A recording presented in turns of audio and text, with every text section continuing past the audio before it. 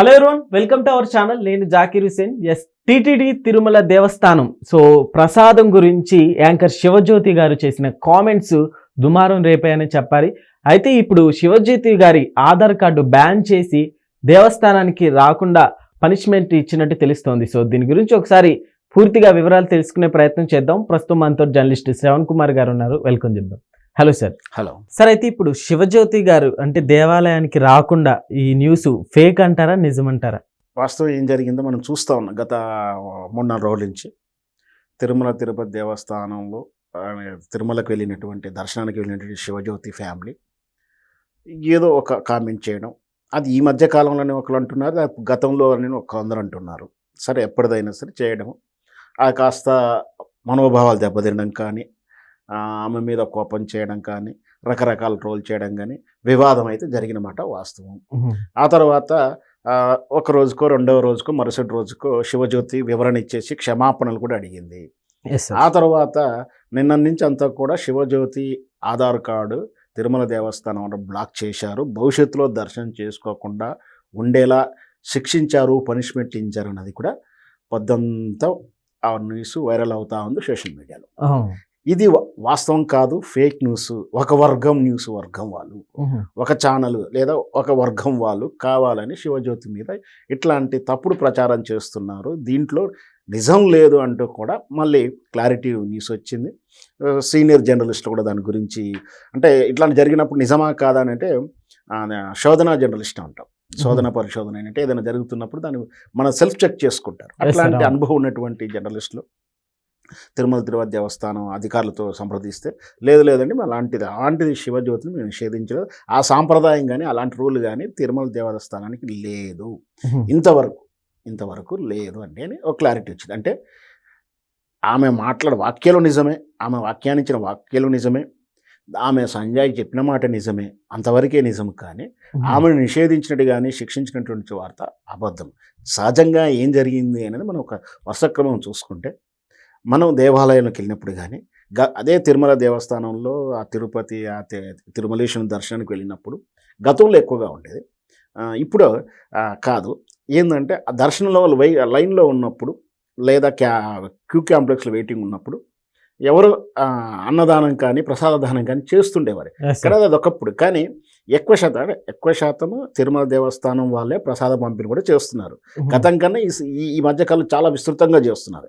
ఎవరు కూడా మంచినీళ్ళకు కానీ ఆహారానికి కానీ ఇబ్బంది పడొద్దు, అది కూడా కొనుక్కొని తినాల్సిన పరిస్థితి ఏమిటో ఉచితంగా ప్రసాదం పంపిస్తున్నారు.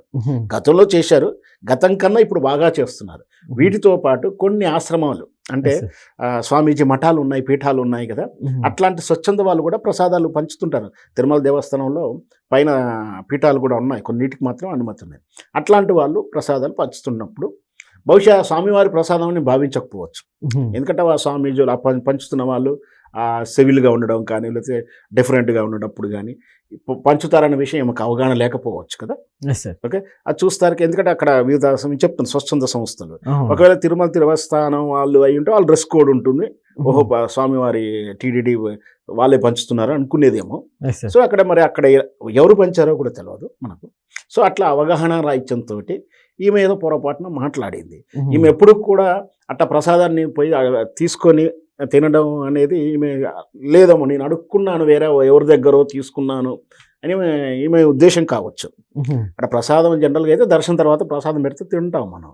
కానీ దర్శనం కాకుండా క్యూ లైన్లోనే పెడుతున్నప్పుడు ఎవరో వితరణ చేస్తున్నారు, నేను అడుక్కున్నానని అనుకుని ఉండవచ్చు. కానీ అక్కడ ప్రసాద పంపిణీ అది తిరుమల దేవస్థానం ఎప్పుడైనా చేస్తూనే ఉంటుంది. ఈ మధ్యకాలంలో చాలా చేస్తున్నారు. రకరకాల పులిహోరను లేకపోతే కట్ట పొంగలని ఉంటుంది ఆ ప్రాంతంలో, ఏదో ఒకటి పంచుతుంటారు. సరే, ఈమెకు తెలియకపోవడం వల్ల కావచ్చు, అవగాహన లేకపోవడం వల్ల కావచ్చు, పొరపాటున మాట్లాడిన తర్వాత ఆమె ప్రాయశ్చిత్తాన్ని తెలియజేస్తూ క్షమాపణలు ఉంది. నేను చాలా స్వామివారి భక్తుల్ని, ఆమె కూడా కొంచెం మన వ్యక్తిగత విషయాన్ని ప్రస్తావించే అవసరం లేదు. ఎందుకంటే వాళ్ళకు సంతాన ప్రాప్తి అనేది కొంచెం లేట్గా ఉన్నప్పుడు దేవుని మీద ఇంకా శ్రద్ధతోటి పూజలు చేయడం, ఆమె కళలు పండుతున్న వేళ ఆమె వెళ్ళి దేవునికి మొక్కు తీర్చుకోవడానికి వెళ్ళాను, నాకు అంత ఇష్టం ఆ దేవుడు అని చెప్పే ఉద్దేశంగా చెప్పింది. అట్లాంటి దగ్గర తప్పేం చేయరు. ఇది ఇంకొనాలి. ఇంకొకటి, తిరుమల తిరుపతి దేవస్థానం ఎప్పుడు కూడా ఇట్లాంటి రూల్స్ ఇంతవరకు పెట్టలేదు.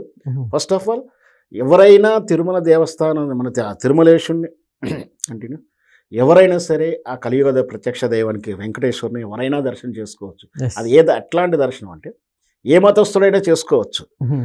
నేను ఎక్కడా కూడా ఈ మతస్థులు రావద్దు వీళ్ళు రావద్దు అని ఎక్కడా నియమం లేదు. ఒకవేళ ఇది అన్య మతస్థులు వస్తే ఒక డిక్లరేషన్ ఇవ్వాలి. Yes, sir.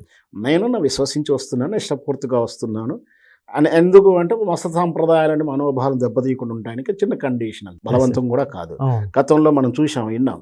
సో అట్లాంటిది ఆ స్వామివారి టీటీసీ దేవస్థానం మేనేజ్మెంట్ కానీ స్వామివారి కానీ, మనకు తెలుసు వెంకటేశ్వర స్వామి బీబీ నాంచారమ్మకు అవును. సాక్షాత్కరించారని, Yes, sir. అంటే అన్ని మతస్థులకు సాక్షాత్కరించారని. దేవుడికి లేని విధానం ఇక్కడ ఏది ఉండదు.